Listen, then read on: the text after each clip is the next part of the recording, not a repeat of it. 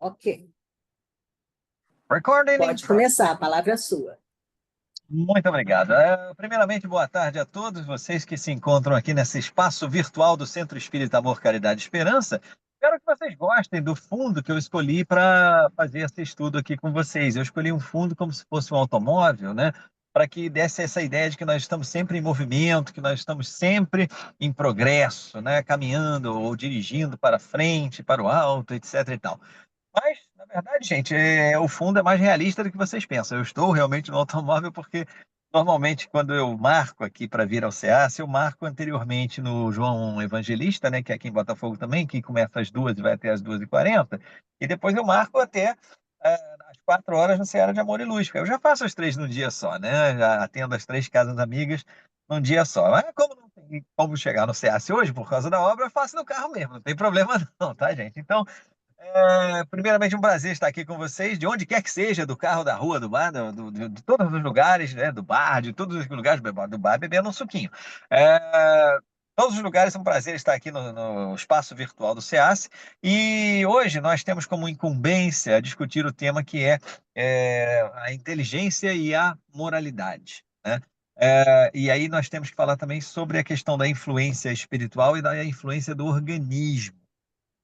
É um tema muito apropriado para o momento que nós estamos vivendo, na minha opinião, porque quando nós falamos em inteligência e moralidade, nós vamos, evidentemente, nos lembrar das instruções que os espíritos nos trazem, dizendo que a asa, nós somos seres que voam, estamos preparando o nosso voo espiritual quando nós sairmos da prisão do corpo físico. É uma ilustração, uma metáfora que eles usam para nos mostrar que enquanto nós estamos na encarnação, nós estamos meio que presos, nós estamos meio que limitados às condições que o corpo físico nos oferece, às leis do planeta em que nós vivemos, como no caso a lei de gravidade, etc. Quando nós nos desprendemos do corpo físico, quando nós temos o desenlace, né, que por muito tempo foi conhecido por nós como morte, nós é como se nós alçássemos um voo. E aí, pegando a metáfora do voo, né, os espíritos dizem que nós, para voarmos, precisamos de duas asas. E o voo será mais alto quanto mais desenvolvidas forem essas asas. E os espíritos dizem para nós que nós teríamos uma que seria a asa da moralidade e a outra que seria a asa da intelectualidade. Conforme essas asas vão se desenvolvendo, o nosso voo é mais alto. Ou seja, se nós, como um pássaro, desenvolvêssemos somente uma dessas asas, o nosso voo seria extremamente comprometido e, na maioria das vezes, nós estaríamos rastejando ainda pelos planos inferiores, né? E nós, pegando essa metáfora e olhando para o mundo que nós vivemos atualmente, vamos ver que essa realmente é a situação que nós estamos passando. Nós temos hoje uma evolução moral ainda incipiente. Porém, nós temos a asa da moralidade, melhor, a asa da intelectualidade se desenvolvendo a passos muito largos. Nós temos, nos últimos 30 anos, um período que eu tenho, assim, numa opinião muito humilde, que nós vamos lembrar, enquanto espíritos, por muitas e muitas encarnações. Eu lembro que quando eu estava estudando ainda lá na minha vida escolar, educação fundamental, ensino médio, né, que na minha época eram chamados de primeiro grau, segundo grau, aquela coisa toda, mas isso é papo para outro momento. Eu lembro que nós falávamos muito sobre revoluções, né, Revolução Industrial, Revolução Francesa e todas aquelas revoluções que aconteceram ao longo da história da humanidade. Houve momentos em que eu pensei, nossa, mas deve ter sido muito legal ter vivido na época da Revolução Industrial. Deve ter sido muito legal ter vivido na época do Iluminismo. Deve ter sido muito bom ter vivido na época daquela revolução musical que nós tivemos, com os grandes compositores da música clássica, encarnando ali muito próximos uns aos outros, né?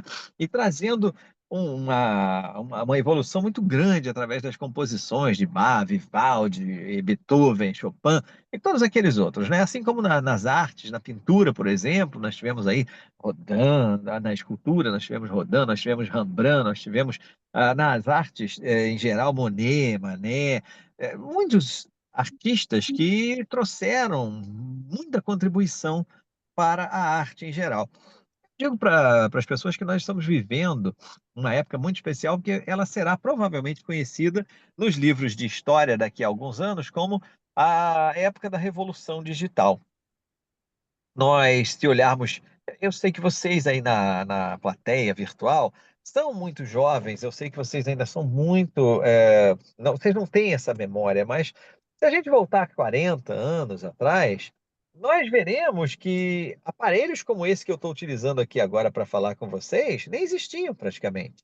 E se existiam, eram de um acesso extremamente limitado a uma camada de população de condições sociais e econômicas muito altas, e eram aparelhos que eram verdadeiros tijolos. Eu lembro que para se carregar um telefone celular há 35 anos, era praticamente fundamental que a gente botasse uma caixa parecida com uma mala no porta-mala do carro, porque ali era todo o equipamento de transmissão das ondas, e a gente andava com um aparelho também que era um tijolo. É muito pesado, muito grande, muito difícil de manejar.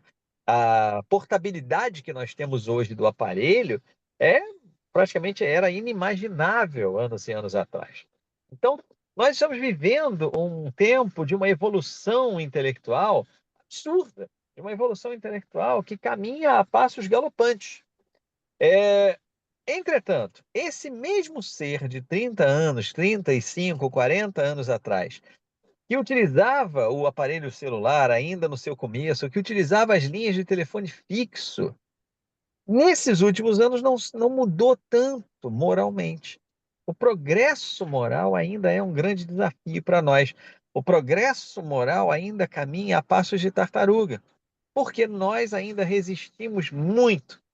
Cada vez que há um progresso material muito acentuado na humanidade, é mais uma oportunidade que o ser humano tem de pensar equivocadamente que ele é o senhor das coisas, que ele é o desenvolvedor de tudo, que ele é o dono, que tem o controle do destino, que a inteligência do ser humano é capaz de tudo. Mas o tempo vai passando e novos desafios vão sendo propostos para todos nós. Novas situações vão aparecendo e nós vamos vendo que as coisas que realmente estão sob nosso controle são limitadas. E elas se limitam até onde a matéria alcança. As questões espirituais, as questões mais acentuadas em relação ao espírito, estão muitas vezes fora do nosso controle. As provas pelas quais nós vamos passar, as expiações que temos que cumprir, muitas vezes nos são colocadas sem que nós possamos ter um grande controle sobre elas. E aí nós falamos dessa questão da influência do organismo e falamos sobre a questão da influência da moralidade, né? A hereditariedade também é um ponto que se coloca muito. Mas vejamos, quando nós estamos, imagino que todos nós aqui hoje passemos por alguma dificuldade. Imagino que se nós pudéssemos ler o pensamento das pessoas aqui presentes, né, cada um teria alguma coisinha que pudesse confidenciar como uma grande dificuldade que está vivenciando nos dias atuais, ou se não nos dias atuais, nós evidentemente vamos lembrar de situações em que nós passamos por verdadeiras provações, como nós falamos aqui, terra, né, em momentos anteriores de nossa vida. E até poderemos voltar a passar por algumas. Eh, para aqueles que já passaram por essas provações, é importante a lição de que elas passaram. Esse próprio verbo passar já nos dá uma certa condição de termos um consolo. Porque ainda que tenha sido difícil no momento anterior, ainda que nós nos tivéssemos encontrado como que sem forças para lutar, a situação foi superada, a situação está hoje aqui no passado, né? E ainda que nós tenhamos trazido algumas marcas emocionais ou mesmo físicas das situações pelas quais passamos, nós conseguimos continuar a nossa caminhada na encarnação e para aqueles que fizeram a sua passagem ao plano espiritual, também é uma oportunidade, também estão aqui nessa plateia conosco, é uma oportunidade de pensar que a vida continuou. E que não houve um fim, que não houve um término, houve apenas um cumprimento de mais uma etapa. Então, olhar para as dificuldades hoje é muito interessante porque nós pensamos muitas vezes que elas são decorrentes de questões relativas especificamente a questões orgânicas, né? A questões físicas, a questões materiais. quando, na verdade, muito disso está ligado à moralidade. Então, hoje, por exemplo, nós estamos falando aqui sobre esse embate, né, entre a influência orgânica, a influência da moralidade, a influência espiritual, né? E nós vamos vendo que nós somos os construtores da nossa obra nos dois aspectos. Então, quando nós atravessamos alguma dificuldade, pode ser sim que essa dificuldade esteja relacionada a uma situação que foi causada por um desvio que nós cometemos em uma encarnação pregressa. Porém, não se pode utilizar esse argumento de uma forma determinística.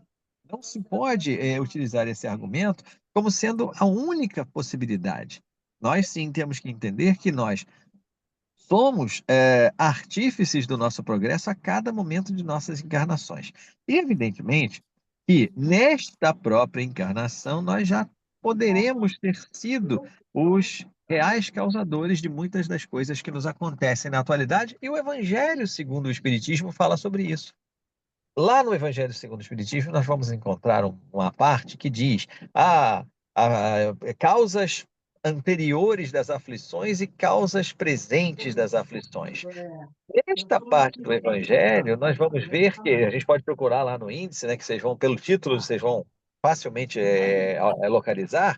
Nós vamos entender que nós, muitas vezes, estamos sim cumprindo expiações ou provas que foram geradas em encarnações pregressas. Mas o que nos surpreende é que o Evangelho, e tanto o Evangelho como Joana de Ângeles nas suas obras, nos mostram que, na grande maioria das vezes, nós estamos passando por dificuldades que foram geradas por atitudes que foram cometidas nesta própria vida. Não foram situações extraídas de encarnações pregressas, não foram situações que foram geradas em outros momentos da nossa existência, né?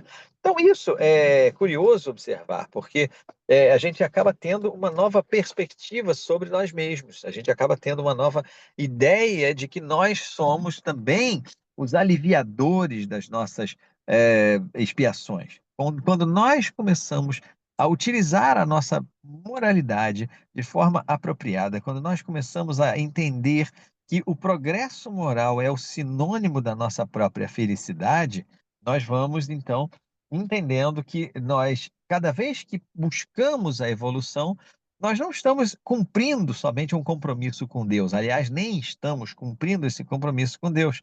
Nós não estamos agradando ao Mestre Jesus, não. Nós não estamos fazendo com que o nosso mentor ganhe pontos no plano espiritual, porque nos forçou ou nos convenceu a estar fazendo alguma coisa que esteja alinhada com o Evangelho de Jesus. Nós estamos sim buscando a nossa própria felicidade.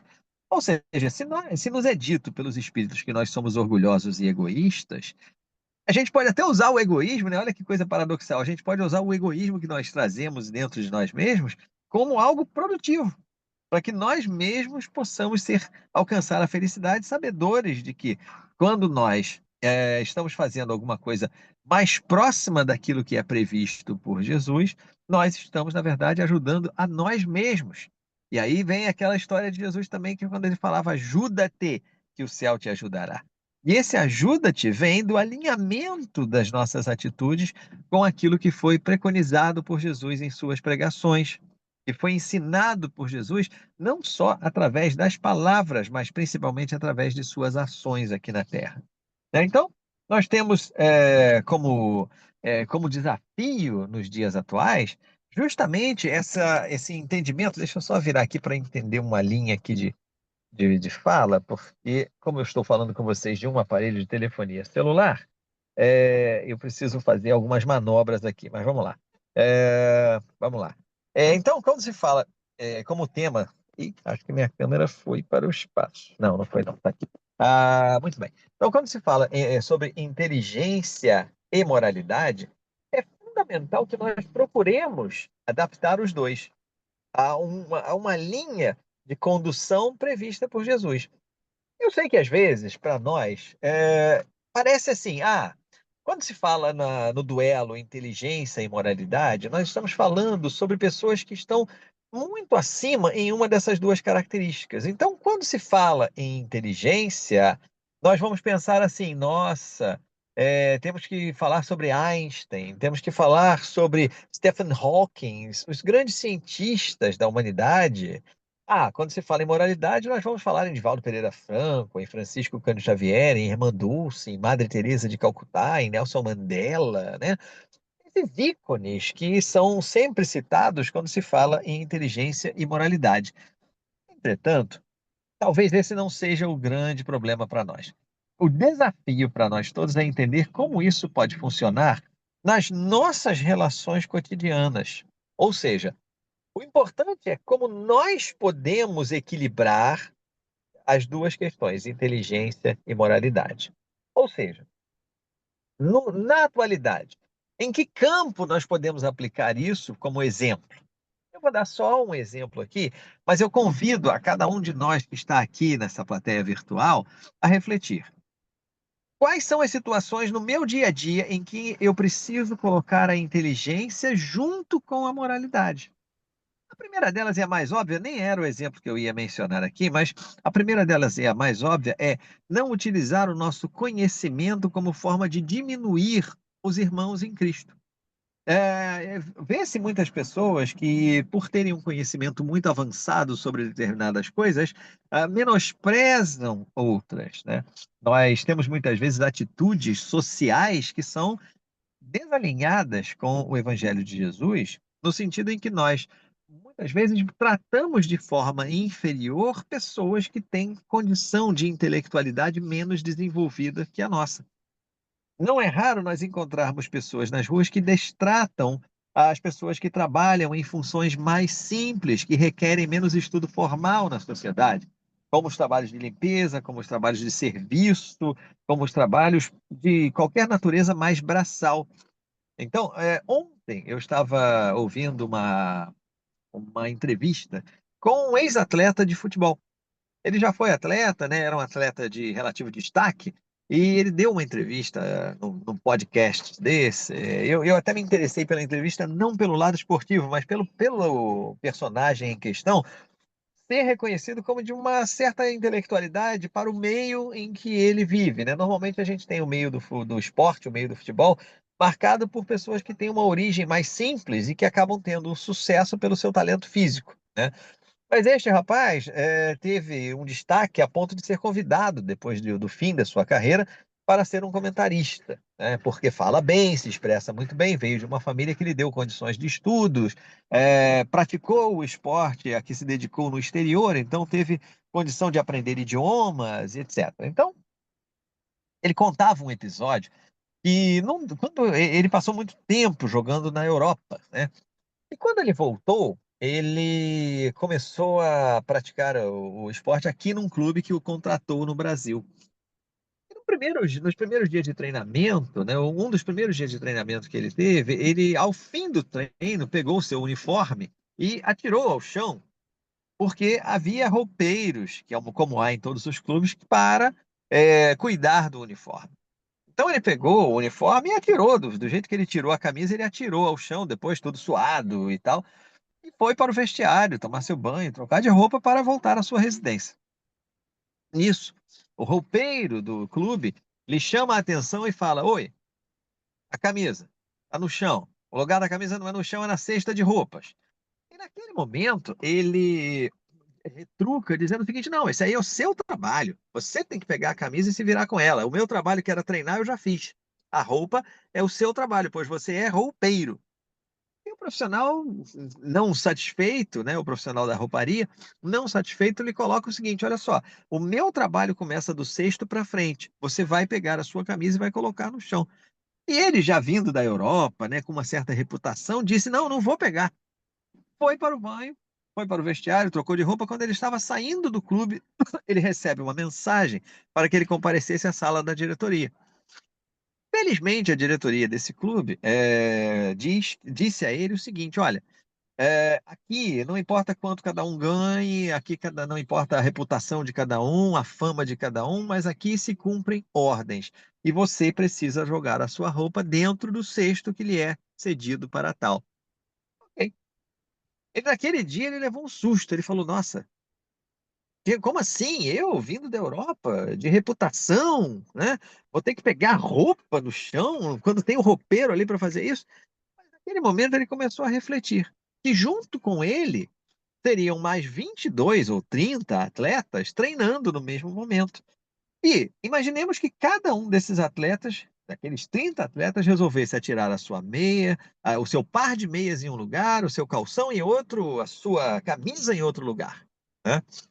O roupeiro, que normalmente é uma pessoa mais de idade mais avançada, né? Normalmente beira os seus 50, 60 anos, iria ter que pegar quantas peças de roupa do chão? E ali ele começa a desenvolver um respeito que ele nunca teve, porque ele, por ser um atleta de grande potencial, sempre foi muito bajulado, sempre foi muito paparicado nos clubes por onde passou, né? E sempre deram a ele essa mordomia. Então vejamos que ele, apesar de ter um nível intelectual e um nível profissional elevado, o seu nível de moralidade ao tratar aquela pessoa com desprezo ainda estava para ser desenvolvido. E aquele roupeiro que o confrontou e aquela diretoria daquele clube que deu suporte a esse roupeiro foram muito importantes a dar essa educação. E ele completa a sua frase dizendo o seguinte: como foi importante para mim para que eu pudesse entender que aquelas pessoas são iguais a mim e que eu não posso simplesmente tratá-las como menores por questão de fama, por questão de dinheiro. Então ele diz, ele fecha com a seguinte frase: nós fazemos muita campanha de igualdade, nós falamos muito no discurso da igualdade, mas no dia a dia nós não praticamos esse discurso. Então, por isso que a nossa inteligência muitas vezes está distante da nossa moralidade, e isso não precisa ser exemplificado com alguém que tenha um QI altíssimo, que seja um gênio, que seja um grande cientista. Nós, dentro do nosso limitado momento de inteligência, também temos atitudes de moralidade que estão em completo descompasso uma com a outra, né? Outro dia eu conversava com um porteiro de uma das residências onde eu faço meus serviços, né? E ele me dizia o seguinte: você vê como é interessante, como é que as pessoas são interessantes? Eu disse: ah, por quê? E ele falando: olha, aqui nesse edifício são 36 apartamentos. Falei: sim. Ou seja, ele continuou no raciocínio dele, simples, né? E ele disse: olha, nesses apartamentos, se a gente for colocar uma média por baixo de 2 pessoas em cada uma dessas unidades, nós teremos aqui 72 pessoas, sendo que em alguns apartamentos a gente tem mais, ou seja, nós vamos chegar aqui a uma média de entre 80 e 90 pessoas morando nesse edifício, né? Você sabe que apenas uma família, 2 pessoas, né, se lembraram em deixar uma lembrancinha para mim aqui na Páscoa, um chocolatinho que fosse, né? E olha que veio bonitinho, olha aqui. Ele me mostrou o embrulho que a família tinha feito, né? Que era uma coisinha no papel celofane, uma caixinha de bombom, umas barrinhas de chocolate bem bonitinhas, né? Ele falou: olha como é interessante, né? As pessoas eh, dependem aqui do meu serviço todos os dias, mas elas acham que talvez eu não seja tão relevante assim, talvez esteja aqui já ganhando o meu salário e que isso me basta, né? Que elas já pagam o condomínio para pagar o meu salário, que nada mais é necessário. Então veja como nós muitas vezes ficamos invisíveis, ele me disse. Isso me chamou a atenção, porque realmente nós muitas vezes passamos pelas pessoas que nos servem, que nos ajudam a ter uma vida mais confortável, ignorando essas pessoas, né?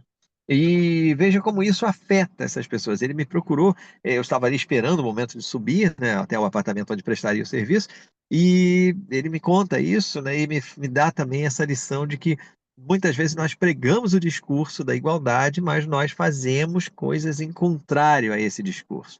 A nossa moralidade não está de acordo com a nossa intelectualidade. E essas questões não estão ligadas à influência do organismo, né? Muita gente fala assim: ah, mas isso é hereditário, o pai dele, a mãe dele era esquisito assim, então ele ficou esquisito também. Mas nós temos o poder de mudar, nós temos o poder de trabalhar a nossa personalidade. Nós temos essa disposição, temos que ter essa disposição a cada dia que nós nos levantamos, pois é uma nova página que nos é dada no livro da nossa vida para que nós possamos reescrever a nossa história, porque ela já foi escrita em encarnações passadas. Nós agora estamos colocando como se fossem emendas ao nosso contrato com Deus. Cada vez que nós encarnamos aqui, nós podemos fazer emendas àquelas situações que nós entregamos a Deus no passado. Ou seja, entregar a Deus significa entregar a nós mesmos, visto que a lei de Deus está em nossa consciência. Assim sendo, é muito importante que nós reflitamos em como nós podemos alinhar intelectualidade com moralidade.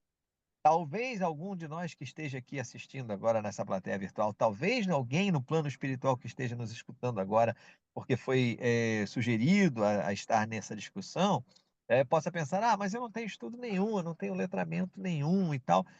Normalmente nós vamos observar que são essas as pessoas que nos dão lições de moralidade, né? Eu lembro de uma situação em que eu estava conversando em família, né, e o meu sogro me disse uma frase. Na verdade, ele disse para minha esposa, né, porque ela, quando era adolescente, era um pouco rebelde, aquela coisa e tal. E certa vez ele disse para ela assim: olha, você não precisa fazer isso, você não precisa cometer esse equívoco, você pode aprender com o erro dos outros. E ela disse: ah, mas e se eu quiser, na adolescência, né? Ela disse: se eu quiser ter as minhas próprias experiências. E aí ele disse para ela: você será burra. Mas não no sentido ofensivo, não que ela seria uma pessoa burra, mas que ela estaria cometendo uma atitude sem inteligência. Aí ela pergunta: "Ah, mas como assim?" Ué, porque se você já tem a experiência do outro para te exemplificar, e se você está fazendo a mesma coisa, o resultado evidentemente será o mesmo. Então você está tendo uma atitude burra, porque você não quer aprender com a experiência alheia.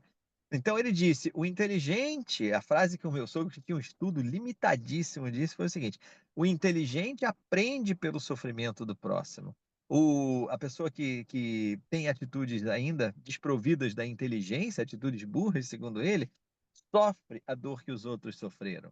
Então aquilo foi de uma relevância muito grande, porque foi de uma moralidade muito alta, né, e dentro de uma intelectualidade muito simples, né, pelo menos a intelectualidade formal que nós conhecemos aqui na Terra, através dos estudos formais e etcétera, muito simples, né, o nível de educação que ele teve.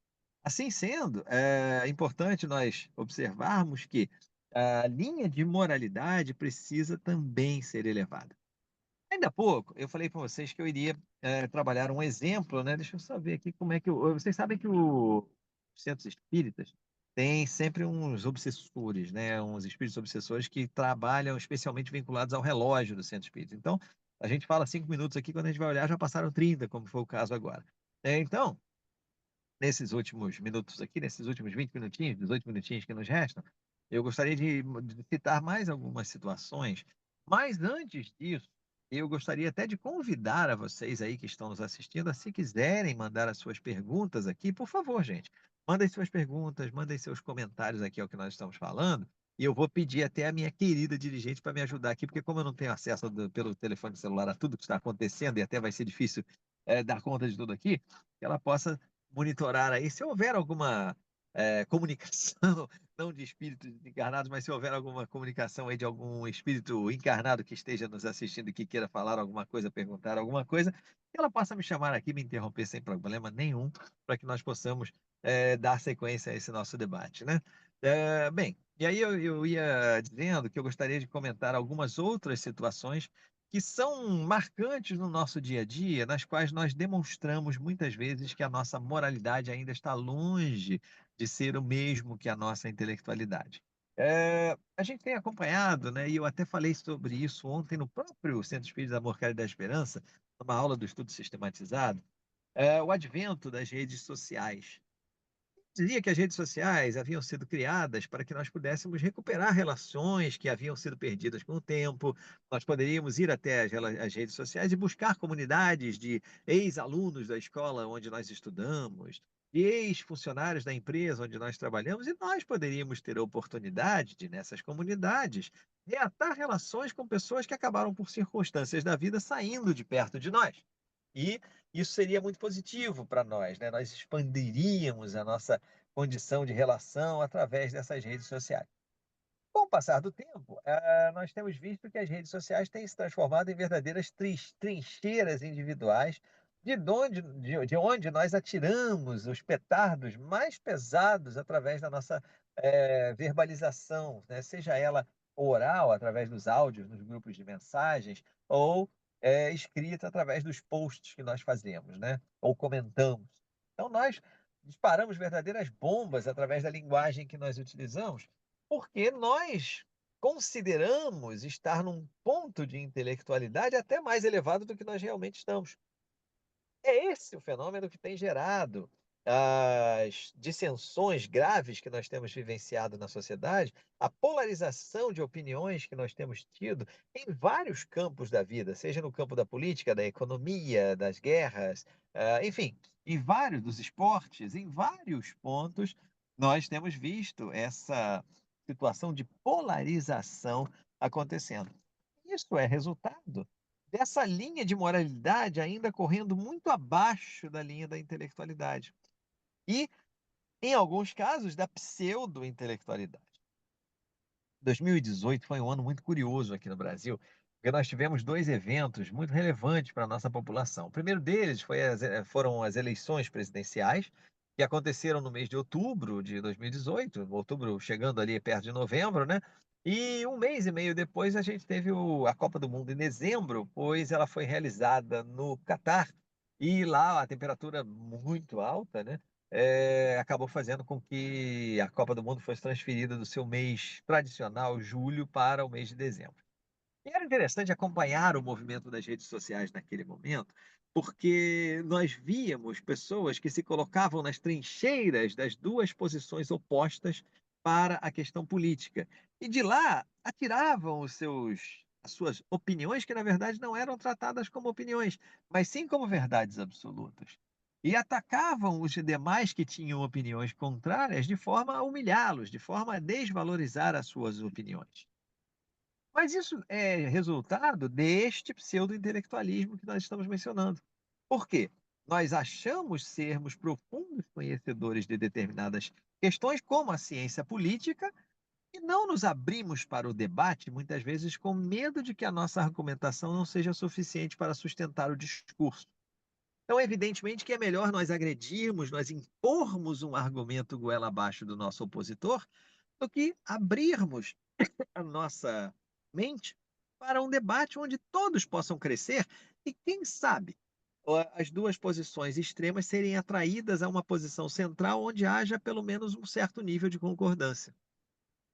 Mas o que nós fazemos hoje é, não importa o que é feito, não importa a atitude que seja tomada, mas se a atitude é tomada pelo líder da posição que eu adoto, eu vou concordar. Se a atitude é tomada pelo líder da posição que eu desprezo, eu vou criticar, eu vou ofender, eu vou massacrar quem pense de acordo com aquela linha a linha trazida por aquela pessoa. Nós não estamos dispostos a debater. Nós não estamos dispostos a discutir porque nós, no fundo, entendemos, ainda que não reconheçamos, que não temos base para tal. Nós não temos a disposição de estudar profundamente o tema, nós não temos a disposição de verificar informações que são passadas, e por isso a grande campanha que tem sido feita contra as fake news, né? Porque nós não verificamos, nós não procuramos as origens das informações, nós simplesmente replicamos.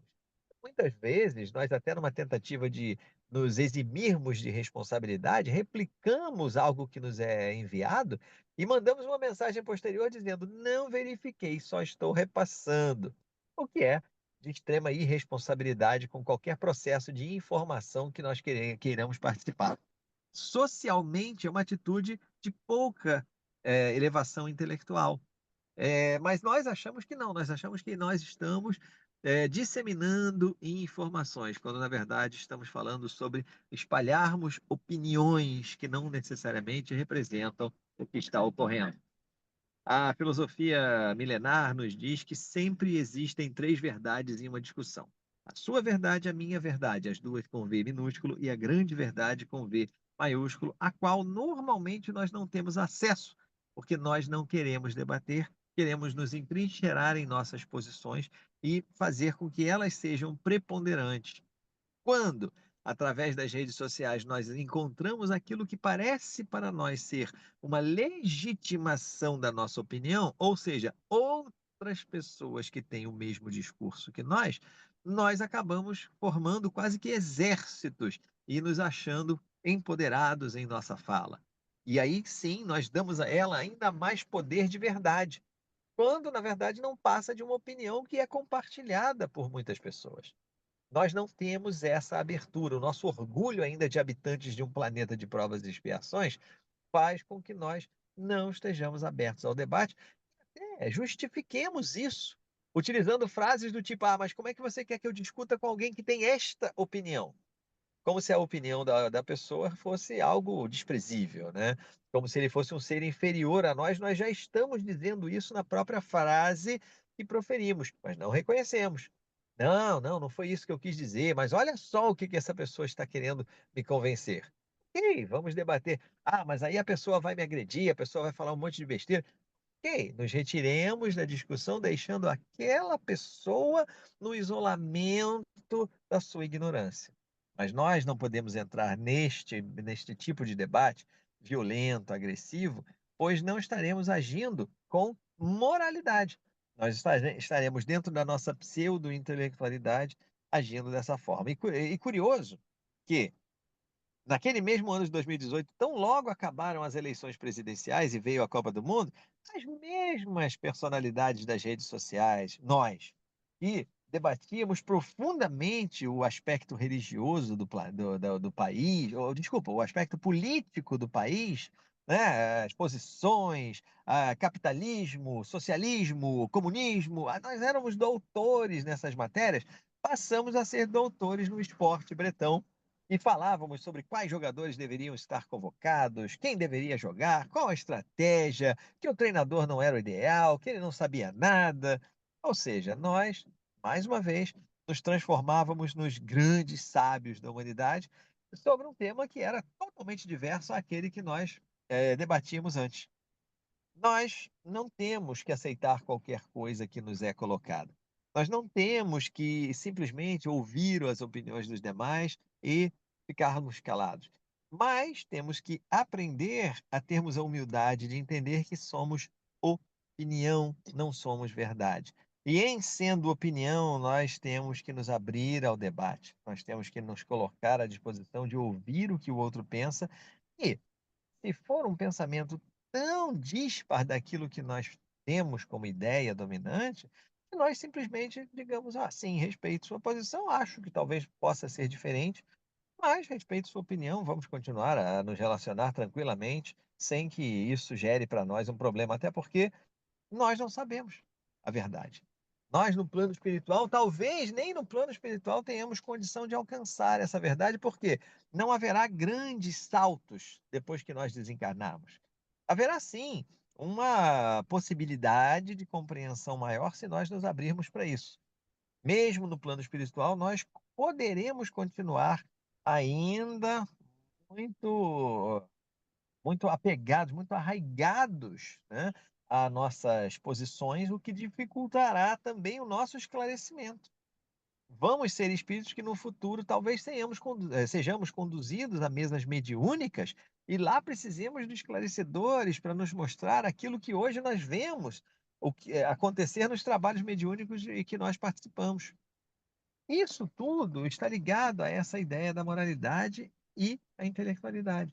Não é simplesmente uma questão da humanidade distante de nós, não é uma questão, repito, dos grandes cientistas ou dos grandes ícones religiosos do mundo ou da assistência humanitária do mundo.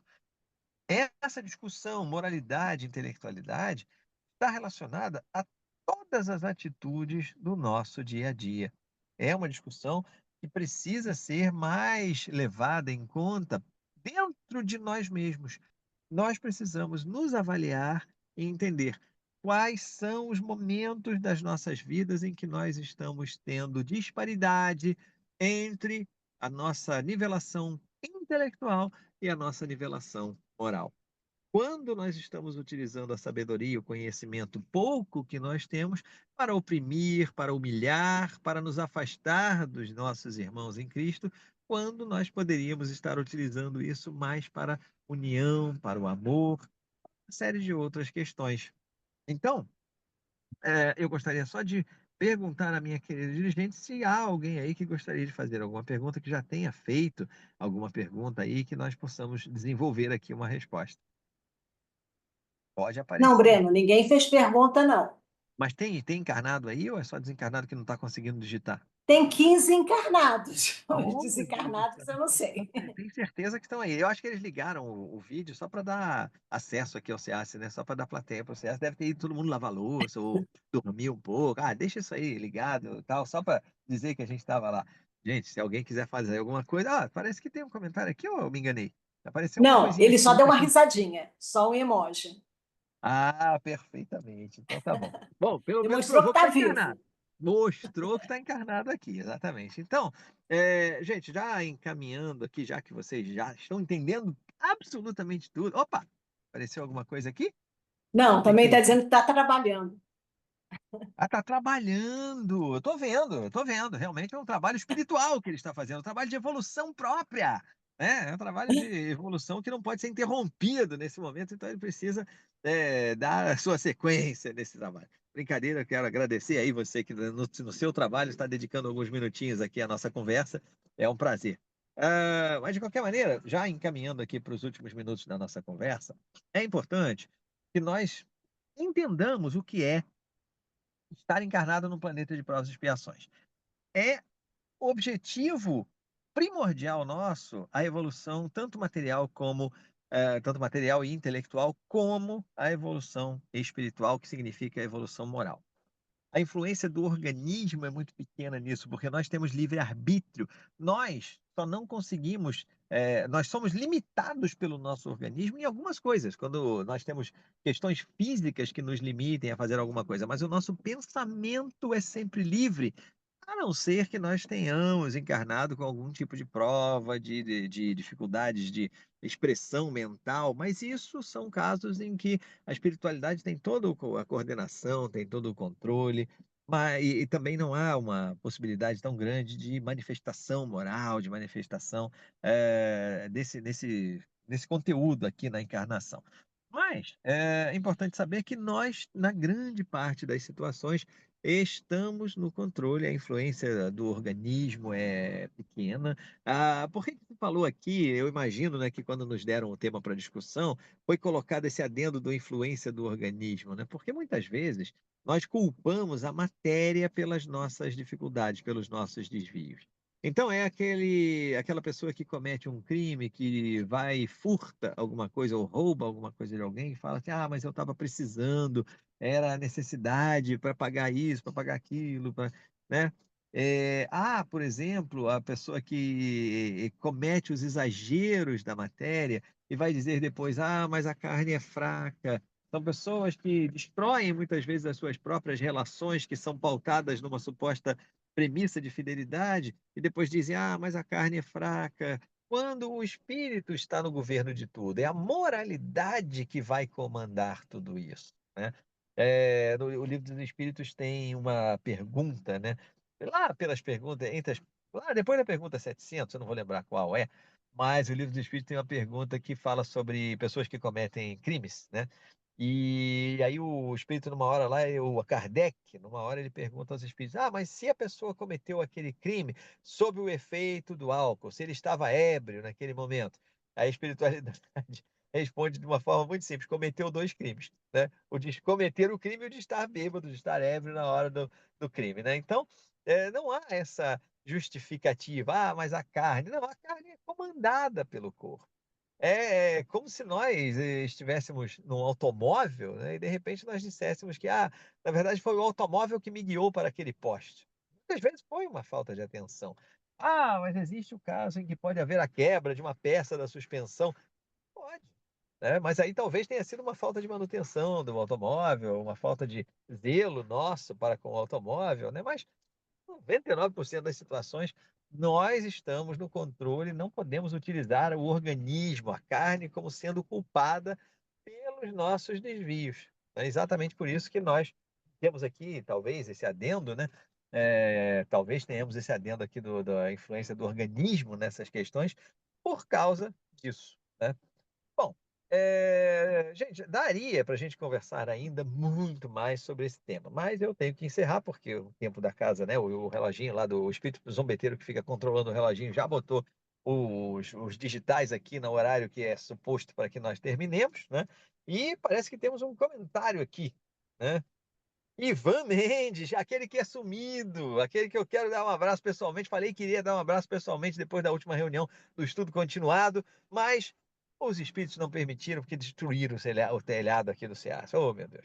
Mas enfim, dito isso, gente, eu só quero agradecer a cada um de vocês que trabalhando, estudando, fazendo qualquer outra coisa, dedicou um pouquinho do seu tempo a estar aqui conosco nessa conversa, né? Eu quero agradecer do fundo do coração e desejar que, de alguma forma, essas palavras sirvam para nossa reflexão, que nós todos saiamos daqui hoje com vontade de pensar nessa aplicabilidade da influência da moralidade na nossa condição intelectual e que nós utilizemos cada vez mais o nosso desenvolvimento intelectual para elevar os nossos irmãos em Cristo e não para afundá-los através da humilhação.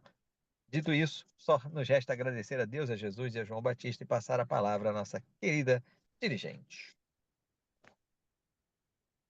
Interrompi